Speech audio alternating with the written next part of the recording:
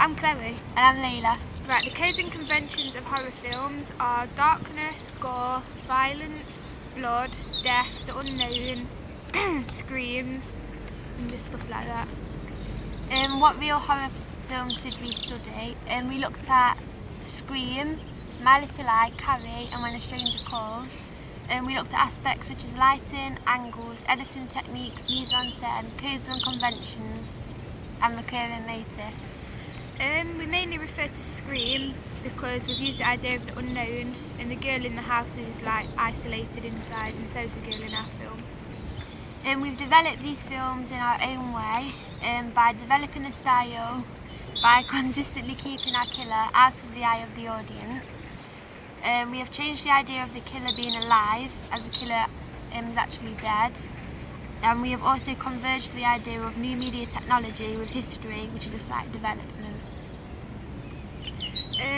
Our decisions have affected the audience because parts of the opening sequence are unexpected, which creates tension and it makes it more dramatic. How does our product represent social groups?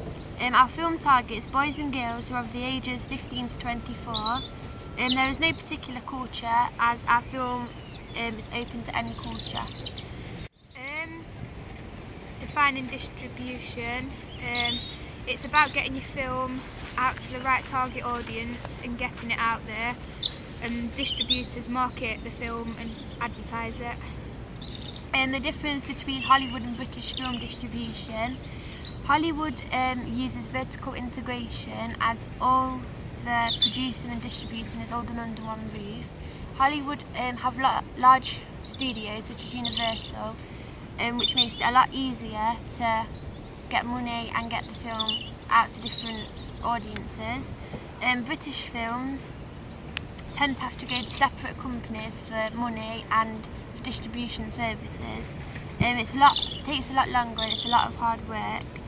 And then after they've done that, instead of being distributed by a big company, it usually goes through word of mouth or film festivals. Our film is a small British film. We researched British film companies and we found the British Film Institution, but we decided to go with Hammer Productions because they make horror films such as The Woman in Black, Frankenstein, The Mummy, and films like that. How did we target our audience? We looked at age categories which had lots of free time and who were also interested in going to the cinema and watching horror films.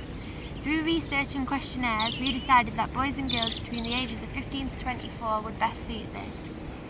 They fit under the mainstream category as they are the most conforming ages, and they are also the largest users of technology, so they could be used as a snowball effect as people could view the film, put their opinions on social network sites such as Facebook and Twitter, which causes other people to see it, influencing them to go and watch our film. Also, we did a questionnaire which asked 5 questions based on aspects of horror films such as the genre, what makes them good, and the best types of horrors. It let us know that gore was very popular and so was the aspect of the unknown. So with this research, we decided that we'd include these in our films, which would best please the audience. The technologies we have used in our film is video camera, mobile phone, a normal camera, an iMac, a computer and a memory stick. What has worked well and what hasn't? The video camera didn't always bring simplicity to filming, which actually caused a lot of problems.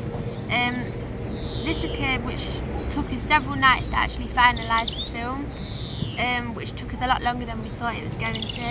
And the fact that the editing source we used, which was an iMac, didn't actually have the internet, it made it really difficult to upload and import different medias. So it just took a lot longer than we wanted to.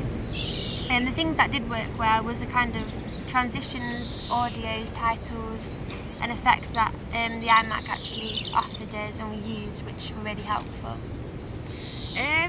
The pros of using technology is it offers more because you can use things such as sound effects, transitions, and the cons of using technology is that it can be complicated when you first start, so it can take longer.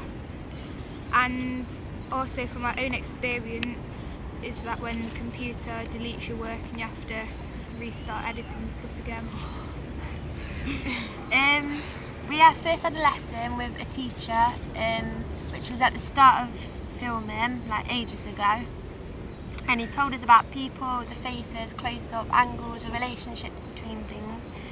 So from our first lesson, we have now learned a lot by using angles and shots to indicate the reactions, expressions, feelings and relationships between characters. The shot of a person can say a lot about that person and the situation they're in, which makes it important for us to get the right shot and the right angle to make our film successful.